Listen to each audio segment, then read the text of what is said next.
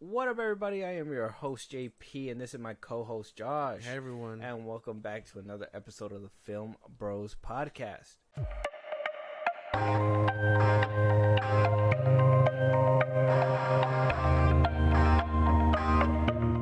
All right, Josh. We're hitting the end of the year. Mm-hmm. Numbers are coming in. Things are leveling out, totaling up. The tallies are coming in. We're going to find out who is reigning champ of 2023. Even though in my eyes all the studios are losers, and I am talking about the studios. I'm talking about Warner Bros, Universal, Paramount Pictures, Sony Pictures, that everybody had movies to put out this year. Yeah. But only one studio put out what I believe to be a continuous stream of movies. Maybe some mediocre, some not so mediocre. Some of them were just maybe risen up to fame because of hype, or maybe because of multiple other entries and whatnot. But for the 2023 year, the crowning champ of the film industry, at least, is Universal Studios. Universal Picture Studios. Oh, yeah. Like, what? They had makes sense. They had about 20 films this year. They put out. Damn. Some of their highest grossing were Super Mario Bros. 1.36 billion. Yeah. Oppenheimer 912 million. Fast X came in at 704 million. Well, yeah. Puss in Boots: The Last Wish, even though it was late December, some of the money came in this year for because it was 2022 to 23. Yeah, it was like they came in, and it at least in the 23 year, it made about 481 million. Damn. So it made pretty good money. Universal's on top. Walt Disney, obviously, close second. They got 12 movies out. Universal grossed in 2023. They grossed about $1,743,132,592. Holy fuck. And Disney was close second with $1,432,308. I mean, $1,432,308,220. And yeah, still going. So there's more. Oh, that's insane, actually. Third place with 13 movies was Warner Bros. Okay. They barely crossed the billion with. I'm sure The Flash and all other DC movies did not help the cause. That was not. Fourth place was Sony Pictures. Fifth place was Paramount Pictures. And then so on and so forth. Everything else falls in line. Universal Studios. I mean, them swinging hard in the fucking movie game is insane. Coming from Disney reigning supreme, Sony Pictures putting out bangers. Universal wasn't really the one you looked at and was like, yeah, they're gonna put out hella quality. Yeah. Besides maybe the Fast and the Furious franchise, maybe I think that was like their flagpole ship for like the longest time. Yeah, and then they dabbled in animation with Mario and all that. Puss in Boots. So I mean, what? Wait, no, wait. Is DreamWorks part of Universal? Yeah. Okay. Well, yeah. Their Well, then there branch. you go. I didn't know that. See, all these things are just connected. You don't really know what's alone anymore. But that's insane. Who bought what and who bought who out? Exactly. But I mean, that's cool for Universal. I thought Oppenheimer was probably what set it off. Oppenheimer didn't even make the numbers of their biggest movie, which was Super Mario Bros. Super Mario Bros. Made $1 billion. Oh yeah. Oppenheimer only did 912 million. So I mean, not too far behind, but I guess there was more massive appeal to obviously Mario, Luigi, and whatnot. I wonder what this only makes me think about next year's numbers because of the strike and stuff. I mean, everything was pushed to 2025. Mostly, yeah. So like I wonder who's gonna take it then. Disney's gonna get it by default because of Deadpool 3, if it delivers. Yeah, that's a big if. Damn. Dune Part 2, maybe Warner Brothers might be able to save something with Dune Part 2. Maybe. And then I think late 24 isn't a couple bangers coming out. I heard recently, apparently Saw 11 got greenlit. So I mean, I gotta do some digging on that. But apparently that's coming out late 24. I think I saw that too. September release or something like that. Yeah, late 24. So I mean, Maybe. There is some decent movies that are going to come out. Not as heavy as this year, I don't think. Obviously, you're right. A lot of things did get pushed back to 25 or late 2024. So maybe the beginning half isn't going to be too hot. Besides maybe Dune 2, Furiosa. I don't know how much that movie made waves. And Kong? Godzilla versus Kong. That one might be a Warner Brothers like hit. Could be. If there's a story behind it, I don't know. I was just say the trailer didn't look that great to me. You So. just don't like anything. But I like all this comes to a point of they made all that money, and now they can pay their actors fairly. I feel like we're coming up on a dub for cinema and everything involved. We made it through a pandemic. Now we had a waiver, a strike. Yeah, this might be the comeback. This is comeback time. We're about to see something crazy happen. Things are gonna happen. Amazing in cinema. So much great things that finally we got an update on the Silk show that is gonna be happening. It is gonna be happening. So we did talk about in our last episode that Spider-Man Noir was greenlit and they were getting it up and running, and we kind of looked at each other and said, "What about Silk?" Yeah, well, that one's the one. That SAG was basically suing Amazon for not putting the writers back on as soon as the strike was over. Yeah. Now the writers' room will be reopening. They're looking to reopen right in the new year, January. Maybe keep it up and running up until May or so, just so people can have enough time to work. That's more than enough time, I think, and then hopefully get the steamboat rolling for an actual Silk live action adaptation or not. That was one thing that I was thinking about after we're done talking about the Noir series. Is it going to be animation? Are these going to be animation, or are these all live action? I mean, if it's animation, they don't have to worry about swinging or nothing. All the problems that I brought up on the last episode, but I don't know. I thought it was live action. I would assume. Maybe it's just in the workshop phase, and they haven't decided if it's going to be real or not. Probably, where they're like, oh, do we have the money to actually make this like this or make it this way? Still sounds like it's going to be a high budget thing, live action animation. You could probably make it do a lot more crazier things, different things. But I would be lying if I didn't say I would want it in live action. That's why. But at the same time, I don't want shitty CGI that I'm going to look at it and be like, good, CW made this? And it's different because she doesn't. I mean, they could probably change it, but in the comics, she doesn't shoot it like that. She makes it with her fingers. She shoots it out of her fingers. Yeah, that's pretty cool. So like every single finger. So like it's 5 webs at one time. Well, yeah, and she could do it individually, but that's how she makes like her suit. Peter's like, you got to get dressed, and she's like, I got you, and then she does her like a whole thing, and she makes like her first prototype suit is like out of her webs. So. Just because she was able to string it along with her fingers. What a fucking...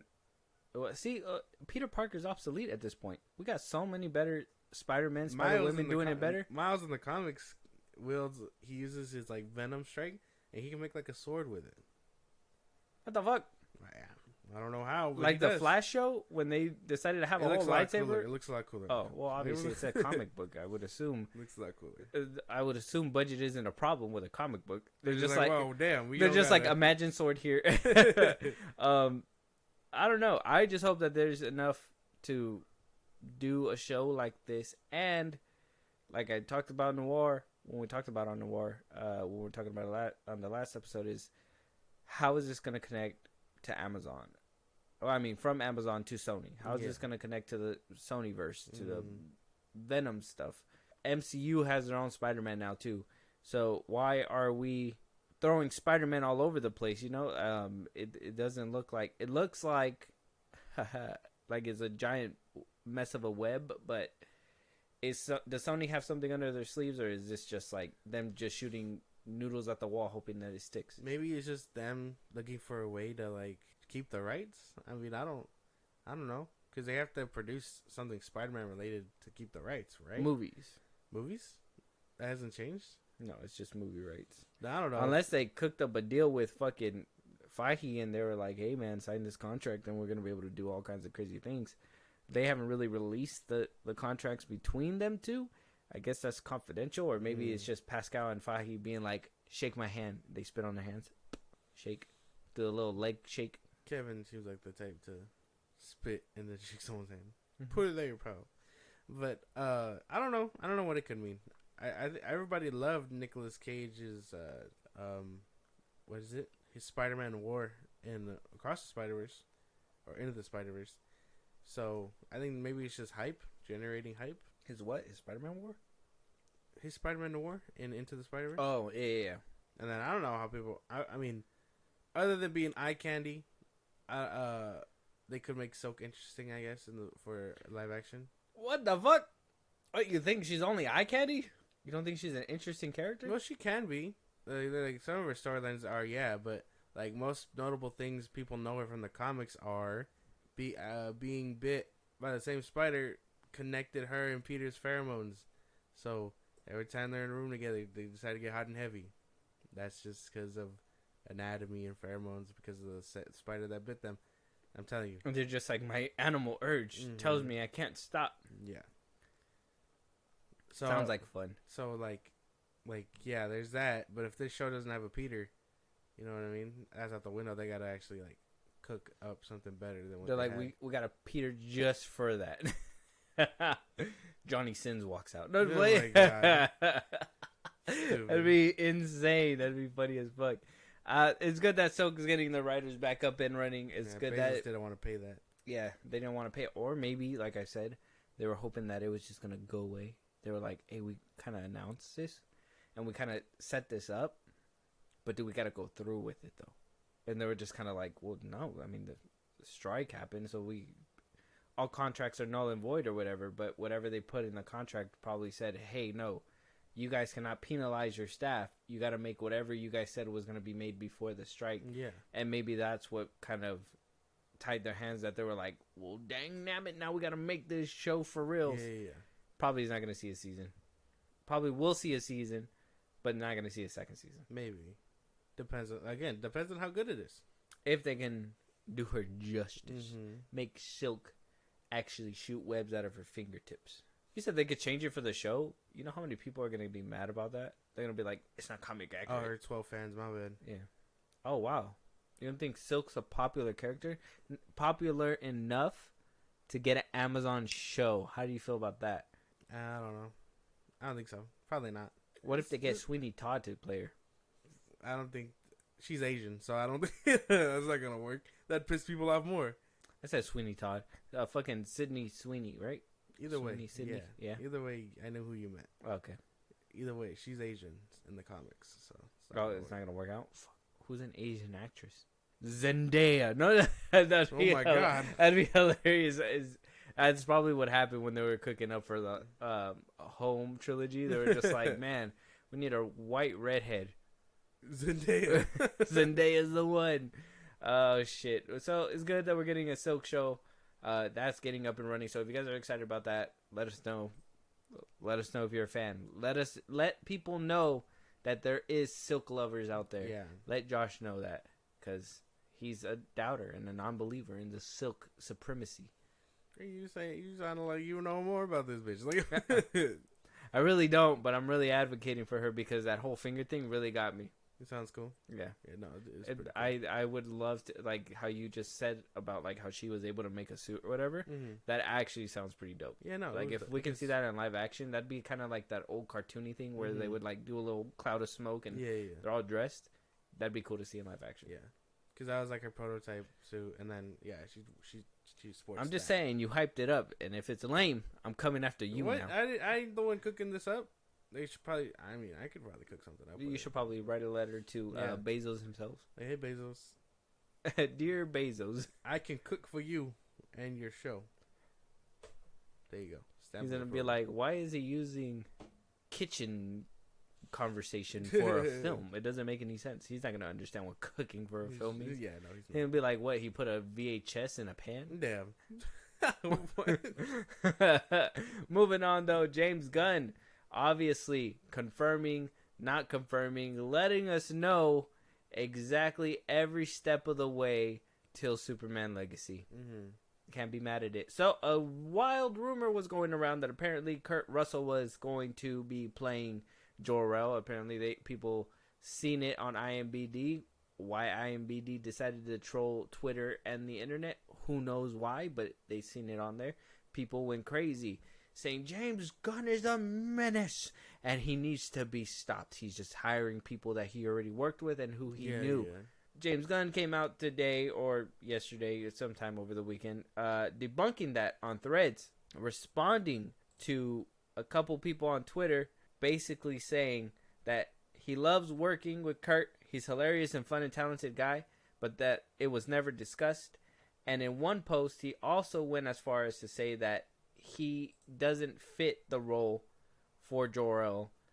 He doesn't look like Superman's first father of Superman. So he basically debunked it, said no Kurt Russell as Jor-El, not even as a hologram. He's going completely different. Are you okay with that? Oh yeah. Well, what is he supposed to look like? Well, a lot of people were comparing him to what the original. Yeah. And you know what he looked like right here. Yeah. This is what he looked like. He doesn't look like Superman's dad. You know what I'm saying? Yeah. No. Like, how do you look like Superman's dad? You gotta look like the father who would birth Superman. Like, I like to believe I could birth a Superman. He's swimming around in there. Short Superman. Boom. But damn it. Go on. But either way, I think Kurt Russell definitely not the way to go. I think after seeing him Guardians 2, like that being the whole celestial father figure thing, it would basically be like playing Jor-El. Basically, yeah.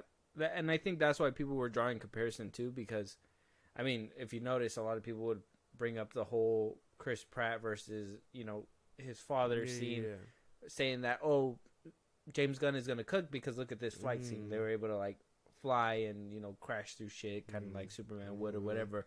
And then they also compared it to Volume 3 when, what's-his-face was flying through the city or the place that was breaking down that was full of animals. I don't need Superman flying around like that. What the fuck? So a lot of people were drawing comparisons, and I think this is another thing that people were just drawing comparisons with, like, well, he's hiring a lot of his people already.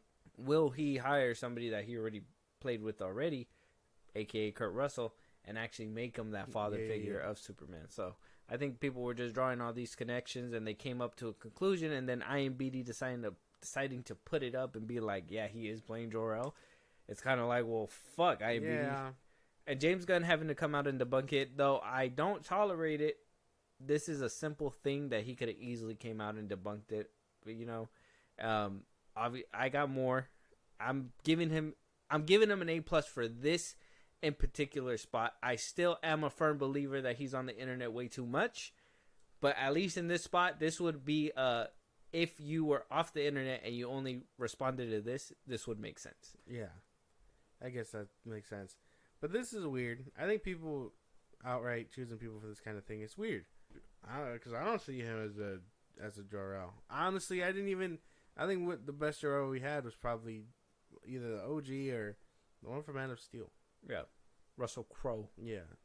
It was like a good mixture of that. Like, that one seems too old. And the other one was a perfect mix of, like, what a warrior scientist what do you call it? Ranking like highly advanced like race society would have for a scientist. Where you're like, yeah, he's all about it, but he'll also deliver the hands. The same hands he delivered to Zod before getting stabbed. I don't just mix beakers. I got the martial arts in me. I don't see him as doing it either. I personally don't think a good chunk of his cast from Guardians of the Galaxy won't even fit within the DCU. But I do believe that a good chunk of the cast from Guardians of the Galaxy will fit into James Gunn's universe because he is going to turn these characters inside out.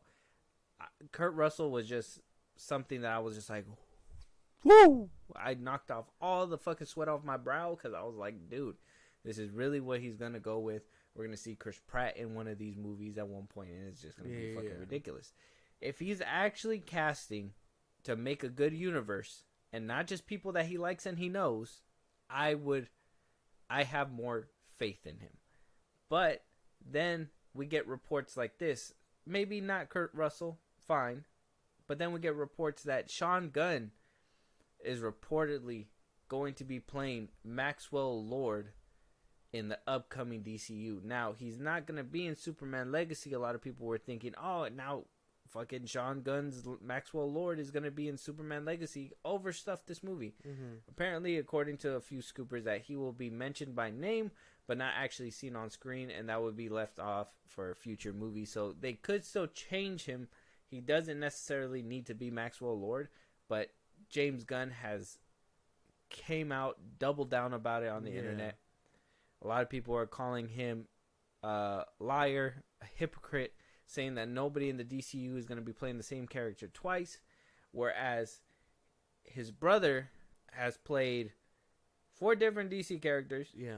Starting with Weasel in the Suicide Squad, Calendar Man in the Suicide Squad, G.I. Robot in Creature Commandos, and now, if Maxwell Lord is exactly Sean, or like if it's what people are saying and it's going to be Sean Gunn, then that would be his 4th role within the DCU. I mean, an ongoing role too, especially if he's still doing Weasel in the the Creature Commandos, right? Mm-hmm.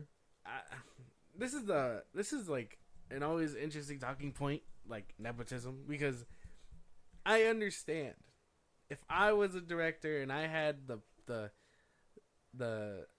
tools and everything, I'd put you in a movie.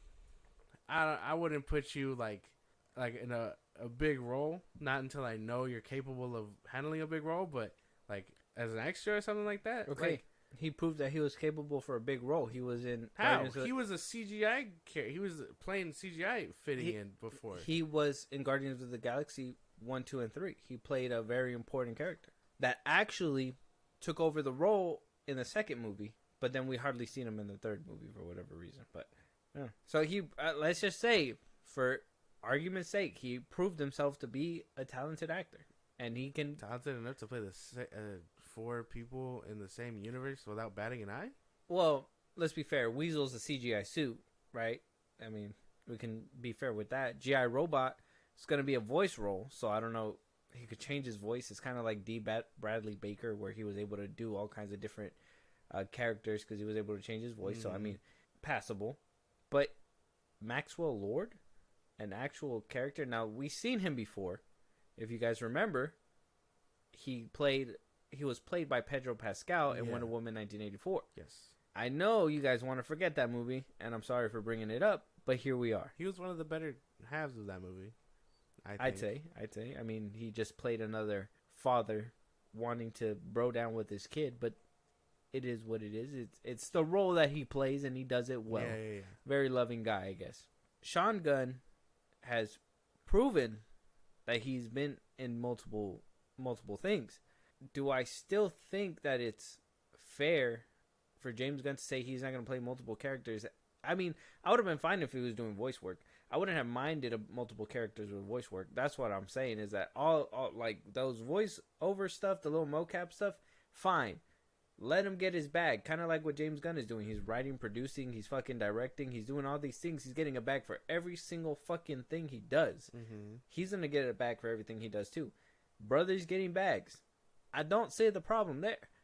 Where I see the problem is, like I said, he is an established actor. I personally don't think he's good. I personally don't believe that he is full-on, full-screen material where you can completely look at him and be like, oh, he's not a fucking dweeb, and I'm willing to look at this man. No. I honestly believe that this is that nepotism at its finest. Him being for his brother a little too down for his brother, in my opinion. I don't think that he should be putting him as this person. Get your bag any way else, that's fine, but if you're getting your bag all the way over here, why the fuck are you also putting him within the DCU? It just doesn't work. Like even then, because I mean, I don't think he's established. I mean, he was in the second one, like you said. He was in the second one. He played a lackey in the first one of the Guardians, and then the third one, like I said, he was barely in that bitch. And then all of a sudden, you expect us to believe he's leaving the Guardians, or he's in the Guardians whenever they decide to show up in the MCU again. I don't Yeah, no. I think this is just wrong. This is weird. And like you could totally be like, well, what about other directors and having their best friends and this and that? Again, having your friend as an extra in every other movie isn't a big deal. It's when you gave 4 roles to him. You're telling me his wife is coming up too with him. I don't know. I think this is just weird. It's weird. This just shows that he's doing it for his brother and not for what's good of the story. Exactly. So what else is he doing that is good for him and for him only, James Gunn and maybe his brother? What makes me believe that he's going to put that same energy into the movie and be like, oh, you know what? I'm going to do this because this is the good of the movie. This is the good of what we need and whatever. Mm-hmm. This isn't helpful. And then somebody calls him out. It turns out that it was an unverified account, which only had like 1 follower. And it was just, it's a weird setup because now the comments are deleted too. Yeah. It's deleted. James Gunn decided to get rid of it completely. But this account says, not casting one actor to play multiple characters, huh? And you said not happening and lie detector shows that ... James Gunn decided to reply and said, I said very clearly, actors will generally only be playing one character on screen. And said in the same response that for voice actors, it's not the same. Sean Allen Taduk, Maria Bakalova, Steve G, Etik, all playing multiple roles in Creature Commandos. That doesn't mean they won't be playing different characters on screen. So, what's the need you have, and a handful of others to do desperately need to believe I'm lying, that you seem to purposefully ignore certain parts of what I said. And that's it. Now, when he said that no person is going to be playing 2 characters between animation and between live action, I assumed you hired David Arbor to voice Frankenstein, and then one day live action Frankenstein will be David Arbor. Yes. Not a completely different character, David Arbor. That's like, what he said. That exactly right. So, Sean Gunn being in, and like I said, Weasel, I get it. CGI, whatever. He's going to have to be in there. Maybe somebody else can put the mocap on and he doesn't necessarily need to be Weasel in live action, whatever. If you guys are worried about who's wearing the suit. But G.I. Robot, he's going to be in live action. So is he not going to be in the robot suit? Is it all voiceover work and he's going to be able to do the Weasel? Because they're going to have somebody else taller than him moving around as a robot while they CGI him. So does that make it okay? Like, I don't know. It doesn't matter. You're giving this guy so much money in different bags from different things. It just shows that you're not about the movie. You're about the bag. And I get it. Get your bag. But then don't be in charge of my DC, bro. When we're trying to get good movies out of this. I don't know. I don't know. I was trying to be so optimistic. Now that I hear this stuff, and then him doubling down like that, I'm just like, bro, James Gunn is just about himself, bro. I told you. Just about himself. And I know this. I knew this. This is just clarifying for me. And I'm still going to give him the benefit of the doubt, at least for the movie. But this isn't if you're trying to get people to go watch this movie with little ease as possible so you can go ahead and get as many people to come and enjoy this movie, it's going to be hard. Mm-hmm. And you're going to be walking through that door knowing that, oh, there's Sean Gunn again. I see him again. There he is. Yep. Mm-hmm. It was kind of like when watching Volume 3, when I seen Hardcourt, all his little friends, Nathan Fillion, everybody. Yeah. I was like, what the fuck? You just gave everybody a bag for your final film. Yeah. But anyway, nepotism at its finest, everybody. It was fine when he was just a background character or whatever. Like like the Calendar Man role, it would have been fine and a throwaway if Calendar Man, was just that, like a cameo, a throwaway. Bruce Campbell in Doctor Strange, just for Sam Raimi's sake, his best friend, throwaway character. He had him in Spider-Man, throwaway character. What happened? He had his brother on there too, but as comedic relief, and then nothing more. Mm-hmm. Like, I understand wanting to bring your friends up with you, but this is just weird. Trying to make them more involved in things that they probably aren't a good fit for, and only fitting them in because of your friend. And that's wrong. Yeah, that's very wrong. It's disgustingly wrong. It doesn't work. It's weird. Well, I guess other people that are sharing our sentiment, and it sucks to be on the same side. It's Zachary Levi. A lot of people are coming out, getting on his neck top, because of the words that he says. Mm-hmm. Now, I listened to the full quote with context, so I don't share everybody's view. I still think he wouldn't be talking out his mouth if he had a slot in the new DCU as Shazam. Oh, yeah. So the fact that he is talking out of his mouth says something and proves something that I want to talk about after we hear the clip. So I'm going to go ahead and run it first, and then you let me know what you think. Love you as Shazam, and I want you to know that I think you're fantastic.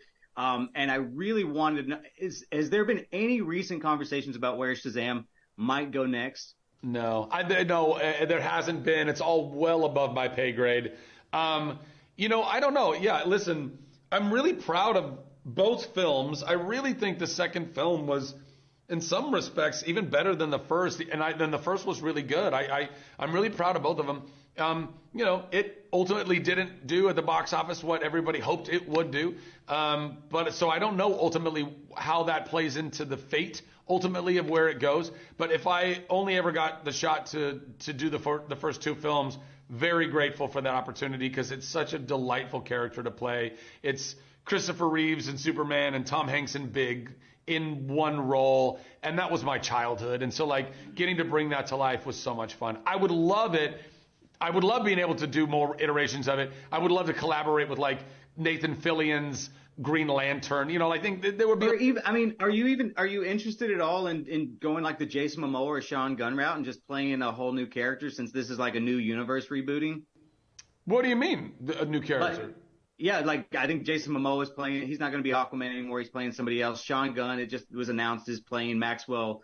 Lord but Sean was never established in the DC universe. So he's played Marvel characters, but but this is his first DC character. No, he was Calendar Man, and he was Weasel, and he's been in Suicide Squad. Yeah. Yeah, but those are kind of more cameo-ish. I don't know. I think this. I don't know. Listen. When you're the brother of the guy who runs DC, I guess you get to play whoever you want. And as far as Jason, though, are you referring to Lobo? The only character I've heard rumored was that Jason really wanted to play Lobo, but I don't think that's happening. I don't know, but maybe he will. I don't know. Well, he's playing Lobo. I guess we throw that out the window. We know he's playing Lobo. I like the little cutoff that he did when he was going on his little tangent to be like, oh, I'd love to play with Guy Gardner when he was trying to ooze to get attention. And he was well, no, we're not talking about that. It kept going. But a lot of people took that little clip where he said, oh, his brother to heart. And people were saying that. I think that's a lot of talk from somebody who was best friends with Peter Safran and got 2 Shazam movies out of it. And was lucky enough to get that. Go ahead. I got more for him, but I just want to space him out. Well, there's not much to it. I think this is a very rare W for him. Oh, I swear, bro. Don't even do that. Don't even give him that. He don't even get a W. Why not? He gets a moderate, subtle. Okay. I guess it's just a rare thing for him to say. And I know people were like, "Oh, they cut it out of context. You guys make it sound like he was angry." It doesn't matter if it's angry. Shade is shade. You know what I mean? He threw shade. That's shade.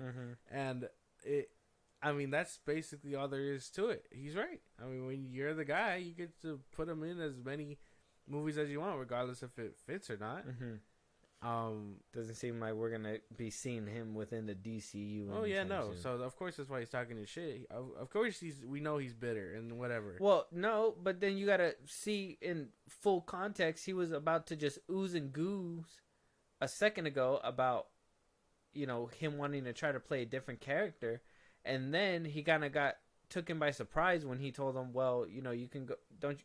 Wouldn't you want to just play a different character or whatever, and then that he probably Sean didn't know Gunn, that was an option. Exactly. He probably heard and was just like, whoa, I never heard about that. That apparently, kind of like how he said too, he heard that Jason Momoa really wanted to play Lobo, but he didn't know that it actually went through. So after he told him that, homeboy was fuming, it wasn't even like, and that one was shade, but it was after it took him off guard because he didn't think any of that was actually happening. It was just all rumors and speculation, which it still kind of is.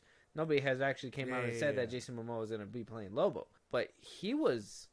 I give him the point for throwing the shade 100%. I give him that point, but a huge L for trying to be in the DCU a second, and when he gets cut off and told something else, and he's just like, well, what the fuck? And I can't even get my Shazam or me a character or even a fucking talk with James Gunn. Yeah. He got mad, bro. And that shade wasn't just to be like, oh, whatever. No. He got upset after that because he was literally about to gush over Guy Gardner. Nathan Fillion's Guy Gardner. Yeah, which was like so stupid that you were about to do that. Holy fuck. He was about to suck him off, and then he was like, no. Stand back up. Let me tell you something. Before you get on your knees, hold on. Right. But yeah, I guess that makes sense. It's there's nothing else to it other than that. Yeah, he's clearly salty. Yeah, and like I said, I give him the point for the jab. I wonder how that's gonna play out in the future. I'm kind of curious to see. But everything else is kind of just like, well, a second ago you were about to just fucking be like, hey man. Come on. I was so grateful, and I wish I could do it again. I think either way, the doors are closed. At this point, yeah. After this, too, it's just James Gunn's just like... I think after Shazam's failure. I wonder when him and Safran just stopped being friends, because that's weird. I would have thought Safran would have talked to Gunn and been like, Gunn, baby, you got to put my buddy up in there. We went on ski trips together. Apparently... he doesn't have that much pull as James Gunn. He can't just be like, hey, I want him in the movie. James Gunn's be like, oh, I don't know him. The fuck? Like, it just makes no sense. You were in, what movie? Shazam. Oh, the one that you talked into the dirt? Yeah, no, get out of my office. Not right here, partner. Not right here. It's so dumb. But yeah, no. Zachary Levi, clearly upset over shit going on at DC. He's just not allowed in the club. Yeah. And he was hoping to be. He really was. He was hyping. Oh, the Snyder Cut of Justice League? Yeah, that doesn't exist. Oh, yo, we really wanted Henry Cavill in the first movie. I really wanted him, but, yeah, whatever. Yeah, I was like, bro. He's just... pick a lane. Trying to save his ass. Pick a lane. And you're, like I said, you're not going to tell me mid-fucking-suck that you were, like... not gonna be sucking them off because you were literally clearly going down that route, and then the interviewer was just like, well, hold on, let me tell you real quick. That's irrelevant, dog. Yeah, like it's so. Like I said, we'll see how that whole diss plays out. But let me know what you guys think about the comments. You guys, now that you guys heard it in full context, because everybody on Twitter is taking it out of context. Literally, I seen one pop up where it was like, oh, Zachary Levi really wants to play Shazam with Guy Gardner or whatever, and it was like all happy post, and then the next one was like, oh, he's throwing shade, and then if you play the whole clip, it's literally right after another in a totally different context. Yeah, man. But let us know out there what you guys think. But we're not done with James Gunn just yet.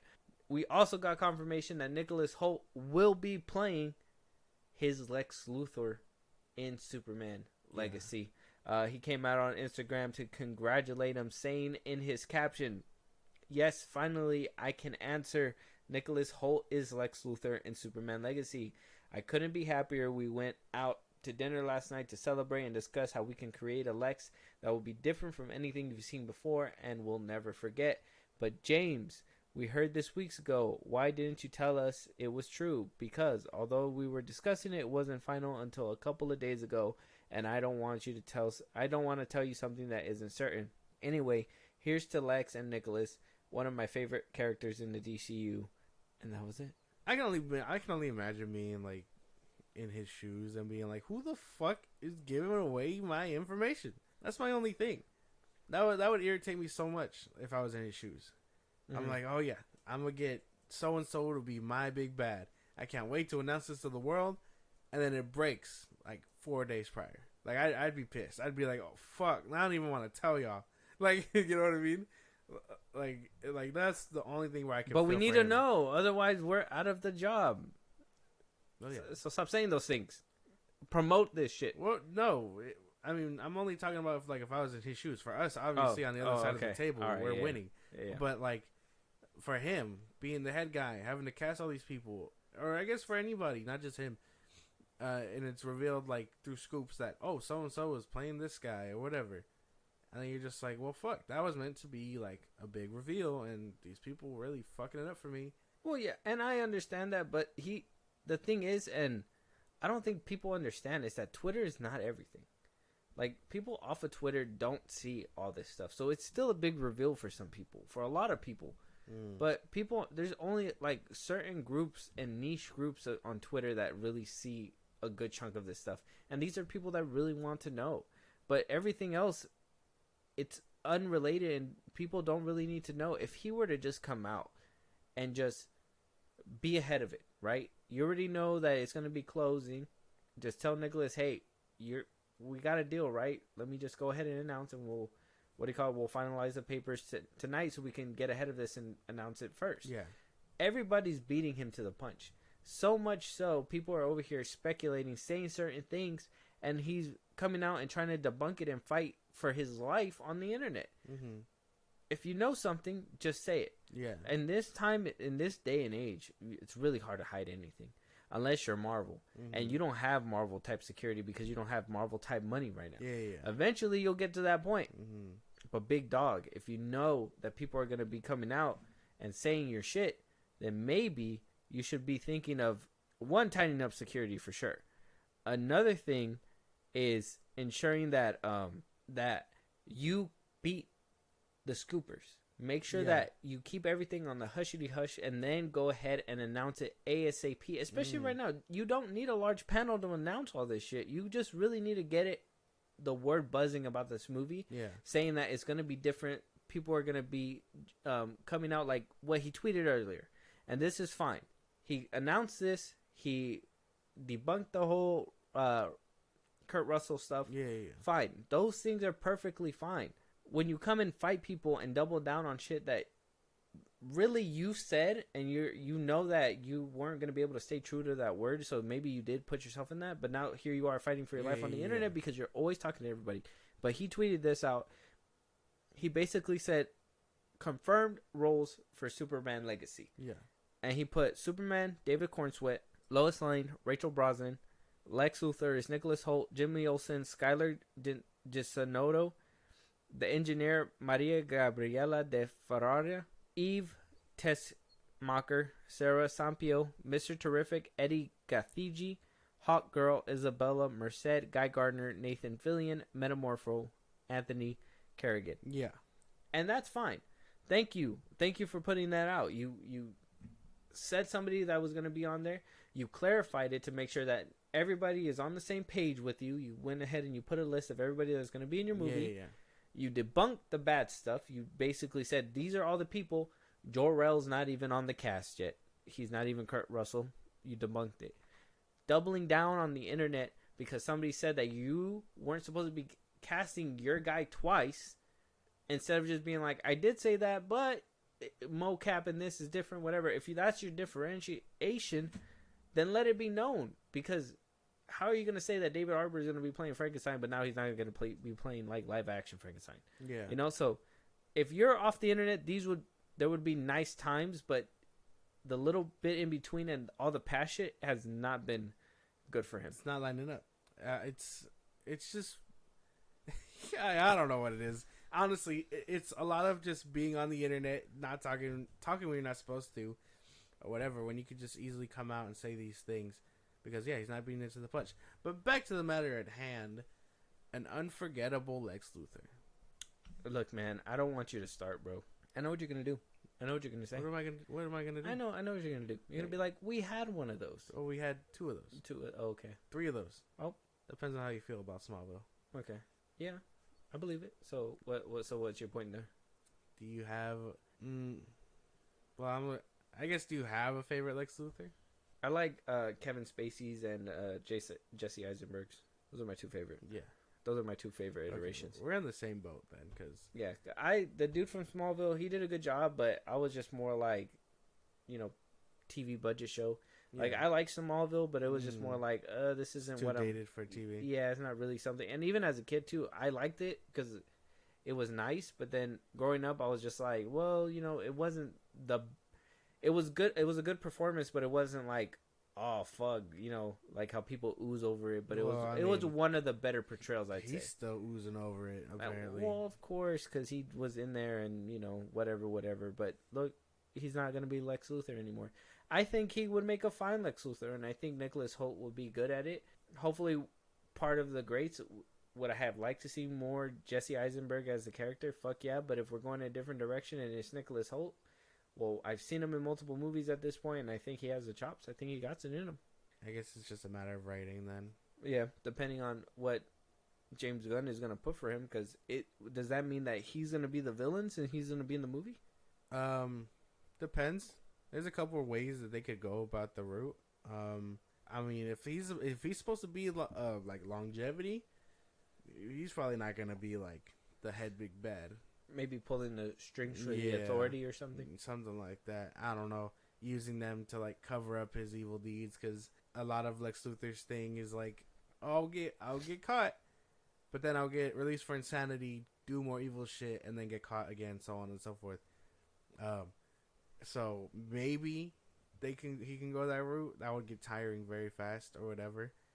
Or who knows? I mean, it's happened in the comics recently. Lex Luthor had a whole weird redemption arc where he wore like a Superman like robot suit, and like he helped Superman like save the day. He was smitten by him for a little bit, yeah. And then he got Martian powers out the wazoo, and it made no sense after that. But I mean, he's back to being a bad guy now, so it doesn't even matter.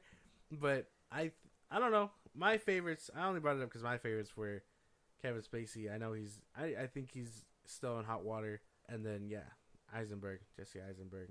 Yeah, just the fact that Spacey was able to do the deed just within his old woman just to get the fucking will was insane in that movie. I was just like, dang, did he bang this old broad? Like, what the fuck? That movie was insane. Kevin Spacey was like, ain't no limits, my boy. Superman Returns. That's exactly what happens to his character in the beginning of the movie. They kind of make you forget about it because he almost kills Superman, but it's right there in the beginning of the movie. Yeah, we know you banged that old lady for some money, my boy. Yeah. Ugh. Unforgettable. You should be ashamed of yourself, Lex. But let us know about all that right now. Let us know about what you guys think about Zachary Levi. Let us know what you guys think about James Gunn. All the comments that he says so far. Now we also have one last comment where he decided to address, I guess, some of the hardcore accusations and, casting his people. Obviously, Sean Gunn is one of the people that we talked about right now, that he is getting multiple passes. And so this Twitter user or Threads user said, at James Gunn, since there is a place for Shazam in the DCU and both Shazam 2 and Peacemaker had teasers for the Justice Society, can we expect The Rock to remain our Black Adam? I know nothing has been said. Just please consider this, and if possible, make it a reality. Thank you for everything so far. Oh, man. A fan of both those things? What the fuck? They can coexist. Yeah. James Gunn replies with, wait, what do you consider the Peacemaker teaser of the Justice Society? I wasn't involved with the Shazam thing.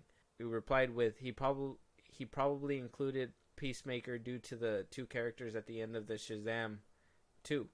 And then James Gunn replied with, it wasn't my call and I didn't write it, although it came out when I had just started at DC. Its inclusion far predates me, as does Hardcore as the warden of the underwater prison. And although I thought it was fun, and I have no idea why those characters would be recruiting for the Justice Society. Oh yeah, it's random as fuck. But why? I mean, there has to be a reason why they used her. Was it Hamada who was trying to make her the bread and butter? Or did James Gunn give Hamada the idea to be like, hey, make her the Nick Fury of the next few films to either way, it's bring a something shit decision.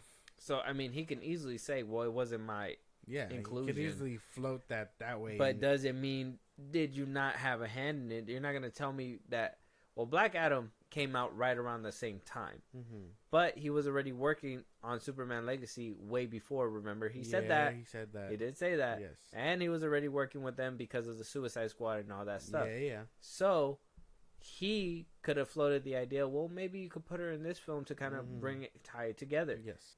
Oh, Hamada was like, that's great idea. I got it. we'll do that. Hamada says, Yeah. hey, we got to put him in the underwater scene, whatever, blah, blah, blah. Yeah. And maybe let's see about... And Shazam 2, that one was way out past his even... Like, he had multiple months to shoot that little cameo at the end. Which, in my mind, I feel like he did. So, him saying that he didn't on that one... I think the Hamada one could possibly have been obviously a creative thing that he probably was asked, and he gave the advice, and Hamada took that and ran. Yeah. Shazam 2, he had to have had some kind of involvement in that one. Yeah. 100%. You can't tell me you didn't, because I know you did. Well, yeah, they started the course correction kind of after the fact with all those movies and whatnot. So, Bingo.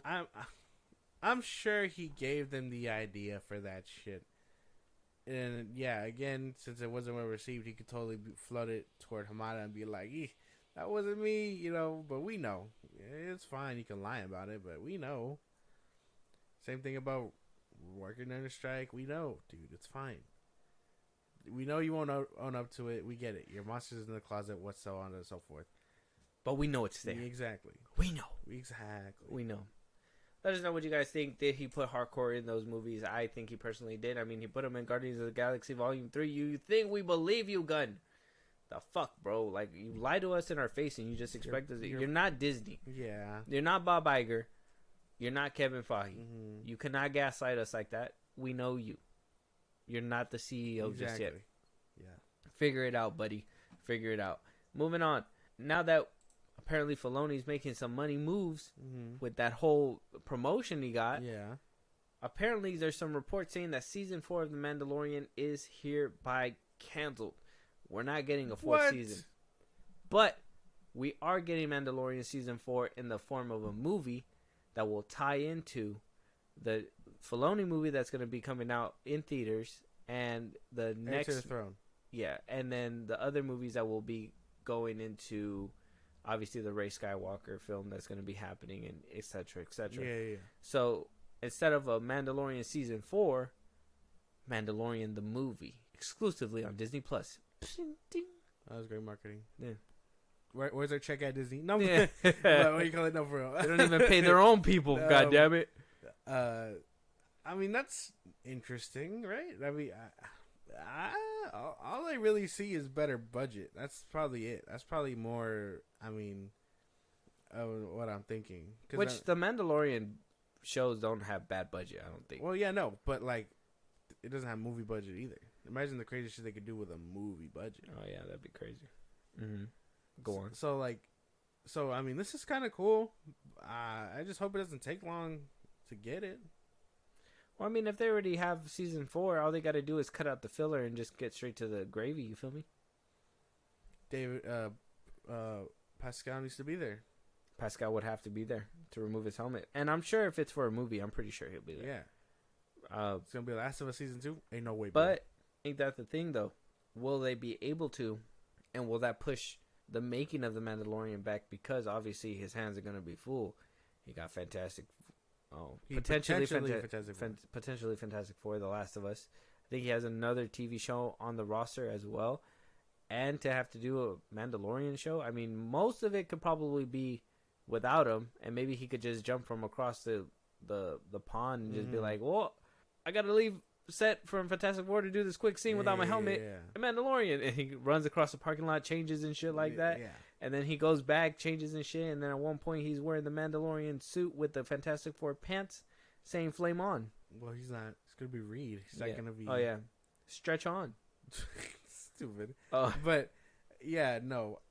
That's my only concern, because if it's another thing where he just doesn't take his helmet off, it's gonna be annoying. It's soulless. There's nothing there, nothing tangible underneath him. You know what I mean? Unless you're Andrew Garfield and you can fucking emote like crazy. Well, yeah. I mean, even then, Din Djarin doesn't do that. So right, he's a serious badass brute. Exactly. So I mean, I don't know. I feel like he has to be there. But other than that, this is kind of cool. I guess I can get behind it.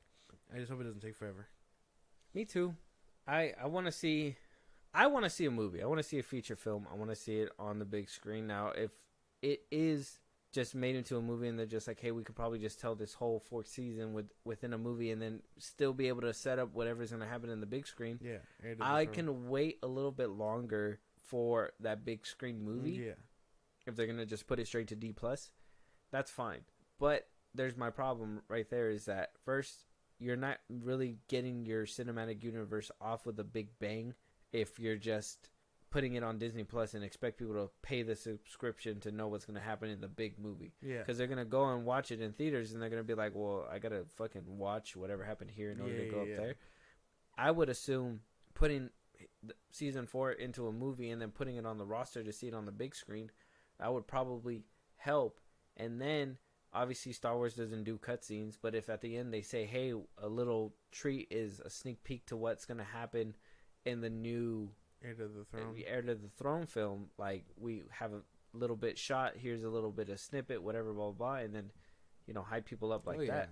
And then they'll come for that next movie, and then people will get hyped for the Rey movie and, stuff like that, but you'll be able to build suspense that way, whereas, shoot yourself in the foot, potentially, with the Disney Plus opening. Yeah. Hopefully they got it planned out, because, I think a straight-to-streaming movie would kind of defeat the purpose. I mean, they could make it a grand thing, Mandalorian, whatever, call it the whatever they're gonna call it, and then Star Wars scroll to catch everybody up. As easy as that. That's what it does. That's what they do. See, they don't have to worry about getting a narrator because we have that already. Disney, why the fuck you didn't put in a few certain movies is beyond me, man. Who knows? Man. He's very upset. No, I'm good. But I'm excited for at least a potential movie if this is actually true.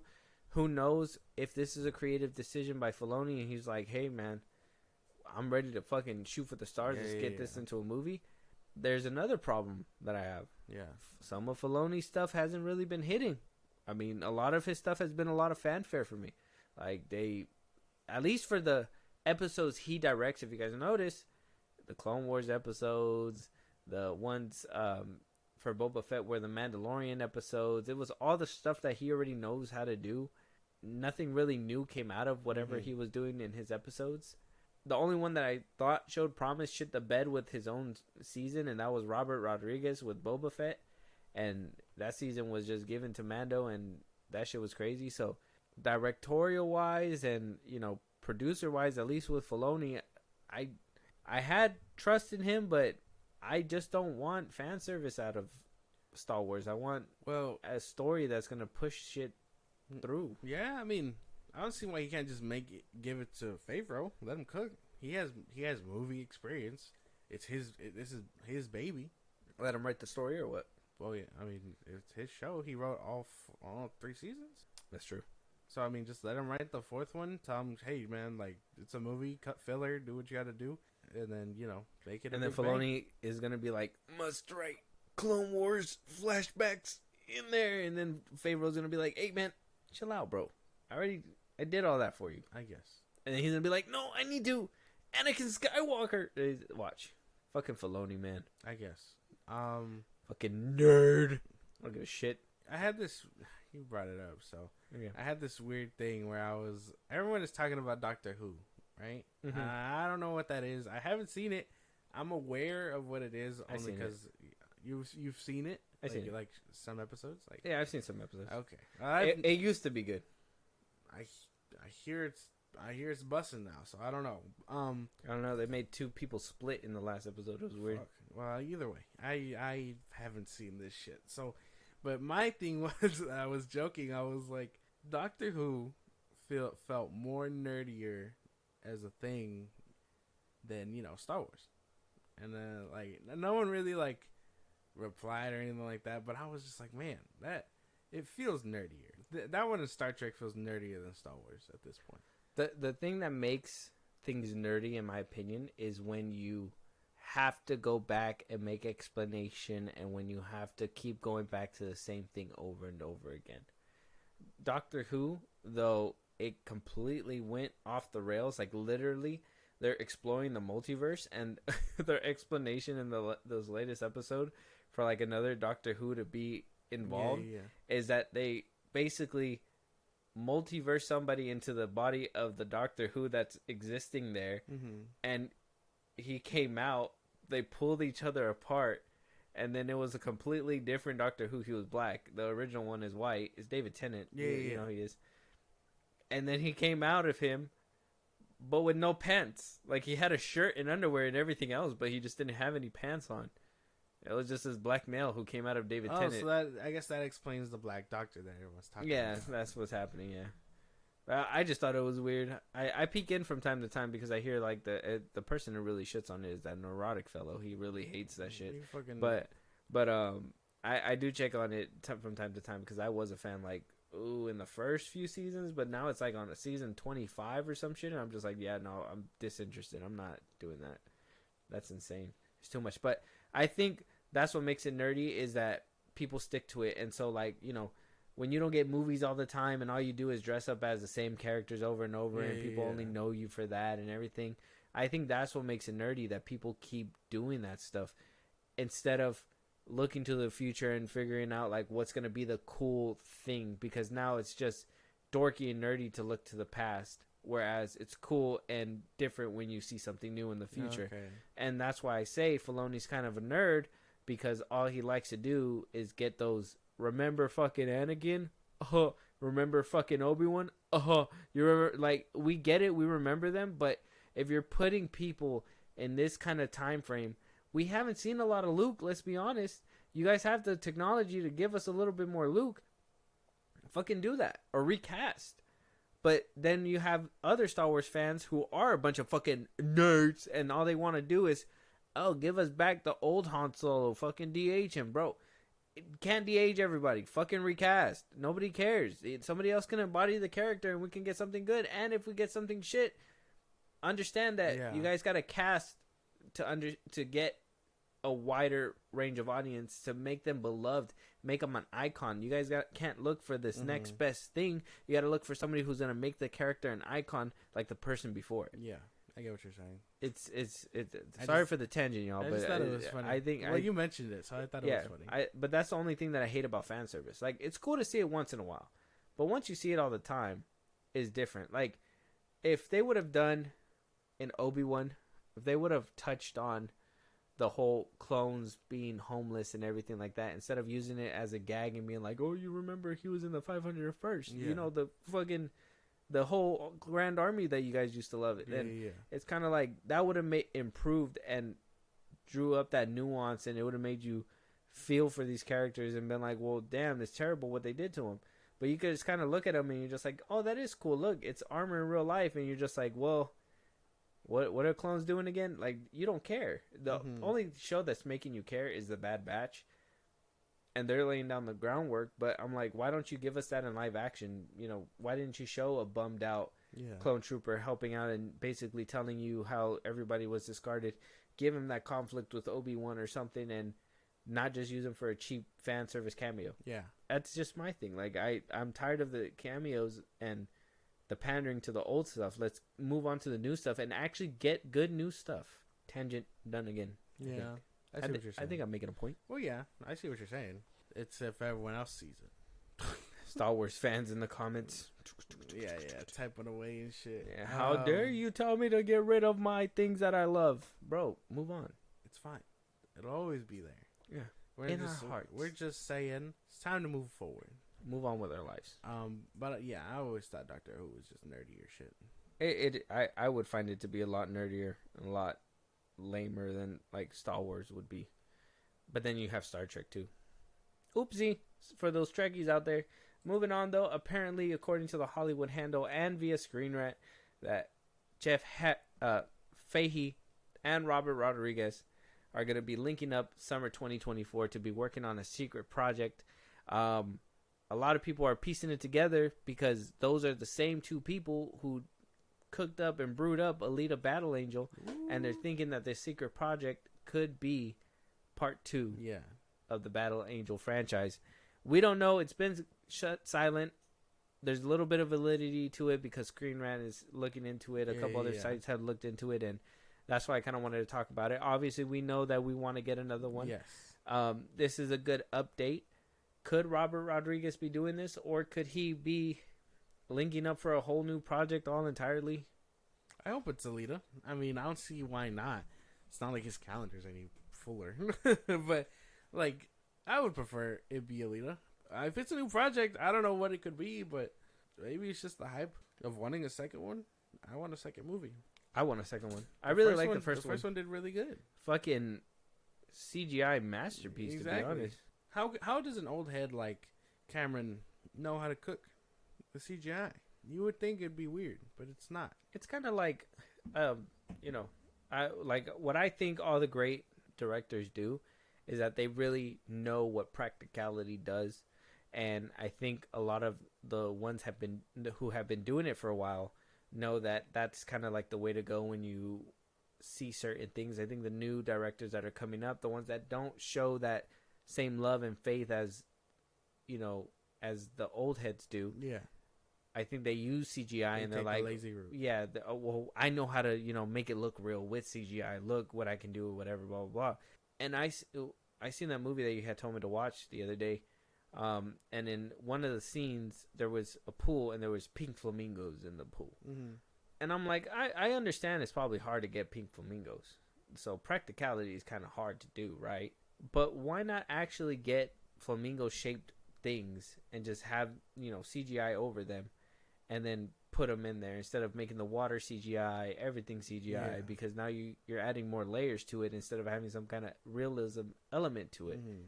And people, I think some directors just don't want to think outside the bun. But I think James Cameron has an eye for it. I think a lot of these older, even Martin Scorsese, Scott Ridley, Ridley Scott, sorry, Zack Snyder, obviously. Who's that new one that's up and coming too? And he did a good job with like practicality. He did Baby Driver. I forget his name. But But like there's some people that actually pay respect and they know what they're doing behind the camera. But then you have other people that are like, well, you know, first of all, it's cheap, and they're, you know, people are like, well, the studio's only giving me so much, so now I got to do it this way. You have those people too. So you just got to love the craft and want to go the extra mile to That's fight. interesting to think about. But yeah, no, I mean, I'd hope it's a Alita Battle Angel sequel. I hope so too. It would be interesting. People drawing the conclusion that this might be the thing is hilarious to me. They're like, oh, two guys that worked together before gonna work on something. It's like, that's like Martin Scorsese and Leonardo DiCaprio linking up, and me just automatically assuming Wolf on Wall Street 2. That'd be funny. You know what I'm saying? Like that's like, yeah, they could totally be cooking up an original idea, but fans want a sequel. Yeah, it's basically what it boils down to. And this kind of shows too, you know, as a fact that a lot of new stuff doesn't get shown and loved, whereas sequels are like high demand because people already know these characters. Yeah. And then you have the chance to tell something new, hot, and original, and then you go and you fucking remake the same shit again. Mm-hmm. Hangover 2. Come on, man. Oh my god, that was such a random left hook to that movie. Man, it was so easy. I was just an alley-oop. I had to take it. You know, they don't call me Kobe for no reason. I'm gonna leave it there. I've never heard anybody. Moving on though.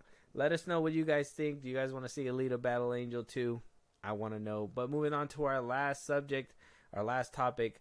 I want to call it a subject because, to be honest, I don't even know who's rooting for this or who even wants it. But Mark Wahlberg is coming out saying that Uncharted 2 script is done, tagged, bagged, ready to fucking shoot. What the fuck? Who watched this movie? Who wants this? And Mark Wahlberg, why don't you put your ear to the streets and know that nobody wants to see this shit? Yeah, no. I think we should just call it a wrap.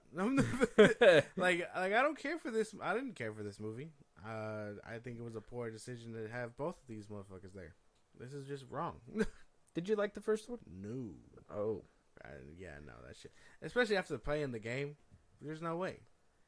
Oh, yeah. Did you finish the first one? I finished the first one. Are you on the second one? I am on the second one. Are you like halfway beginning still? Or? I think I'm like reaching the middle. The second one, the train one, is fucking crazy. It's good. It's a good thing. Maybe the movies can lean into that. You know? Really, or like they already pieced together in the first one like 3 different parts from 3 different games. I'm like, why they do that? Never mind then. Yeah. Well, I mean, you know, but like lead into that aspect of like the rock climbing and shit like that. You know what I mean? Like give us a cool sequence of him scaling a broken down train. That you could be known for like that shit. Like sure, the story's ass, But you're doing crazy shit cinematic wise, and that could totally lead you to like a third final movie if you really wanted to. They could be like, oh, Tom Holland does his own stunts and really put Tom Holland Really up prove there that he does it. Does he really do his own stunts, or does he do a flying kick here and there and then call it a stunt? Because Tom Cruise will laugh at his face and be like, I could scale a fucking train. Tom Cruise laughed in his face when he fucking took that Russian fucking plane off the ground and he was just hanging off the side of it just so he can do Mission Impossible Rogue Nation. Exactly. That boy skydives for like crack. Like, it makes no sense. It's Yeah. insane. He's like, oh, I'm done taking a shit. Now let me jump out the sky. It's like, what? Tom Cruise. You took a shit in the sky, my man? No, what are you doing, bro? He's like, I pulled out my porcelain throne and everything on the way down. Jesus. Oh my goodness. But yeah, no, it sounds insane. No one wants this movie. I don't want this movie. He could be doing Spider-Man 4. Well, not Mark Wahlberg, but Tom Holland. But, he'd rather make shit like this. I was really excited when they announced Uncharted. And I was like, man, they're going to really do it Sully. And then they were like, Tom Holland's going to be Nathan Drake. And I was like, wait, what? Well, actually, they announced Mark Wahlberg first. And I was like, oh, he's Nathan Drake? That'd be crazy. How is this man with a fucking crazy-ass accent going to pull this off? It's beyond me, but let me see what he got. And then they were like, no, Tom Holland's Nathan Drake. He's Sully. And I was like, Sony, why? Well, I don't want it. Like, why'd you do this, Sony? Why? The fuck? Like, you almost had me, then you lost me. I'm not excited for this, but if they do wind up making it, because I did hear that this movie made some kind of change, and, obviously not crazy numbers, but enough to get a sequel greenlit if they so choose and please. Mm-hmm. If Tom Holland's like, well, I have nothing better to do, sure, why not? I'm done getting rammed in the booty on this Apple TV show. Let me go ahead and dear God. let me go ahead and jump back into the Uncharted suit real quick. Yeah. I don't know. Mark Wahlberg as a person though is already getting played out as a character because I feel like he just does the same thing in every single movie. Like if you look at Transformers, the last couple of them, and then after that, every single character he plays, he basically plays the same guy over and over. I'll even go as far and say that the dude in Pain and Gain kind of just lingers in every single one of his performances after that. Well, I think that's where it started. I would say so, around there. But yeah, that was around the time he made the Transformers movies too. So yeah, but he was just a normal guy then. Used to be Marky Mark and the fucking bunch. Now you're just funky. No, Yeah. That's funny. I don't know. Let me know if you guys are a freak and you guys want to see Uncharted 2. Yeah, Let me know if you guys are even freakier and tell me you liked Uncharted 1. Oh, dear God. That'd be monstrous. I had to make up my own word for that shit. That's how bad it was. Well, we don't have to fact check that later. But yeah, no, I'm not into this. What a terrible way to end the show, man. I felt like we started off on the highest highs. Yeah, now hit that middle ground with like James Gunn and that Zachary Levi diss, and now here we are at the very bottom, and I'm ready to get off. Yeah, You praised Zachary Levi on this fucking. I was ready to get off there. I was like, hey man, can we? I didn't E-break? praise him. Yeah, you were like a major W for I said this man. A rare W. Major W. Major key. I said rare W. And then you were like, oh yeah, he dissed the main guy. Now he's my buddy. And I was like, no. When did I say that? When did I say any of that? No, that's not what I said. Ridiculous. Playback. Just kidding. But with that being said, let us know out there what you guys think of all these topics. I want to hear your guys' thoughts. Hit us up on wherever Josh is going to tell you if you guys have a movie for us that you guys want us to review. If you guys want to support us in a big way or catch a live one of these days, go ahead, Josh. Twitter, TikTok, Instagram at Film Bros Podcast. We post new episodes there. Get us up there for any news or movies you want us to cover. Buzzsprout link is in the bios of the social sites. Gave you supporters get special thanks on episodes, so we recognize you for helping us out, and you get special perks on the side only meant for subscribers. It's kind of like a Patreon. Be a part of the conversation on Twitch at Film Bros Podcast. We go live every Saturday and throughout the week. Keep your notifications on. Again, just be a part of the conversation. Listen to us anywhere you get your podcasts at Film Bros Podcast, Spotify, YouTube Music, Apple Podcasts, things like that. We're on a bunch of sites. Check us out. Subscribe to our YouTube at Film Bros Podcast when it's all said and done. Yeah, and we'll talk to you guys on the next one. Talk to you guys later.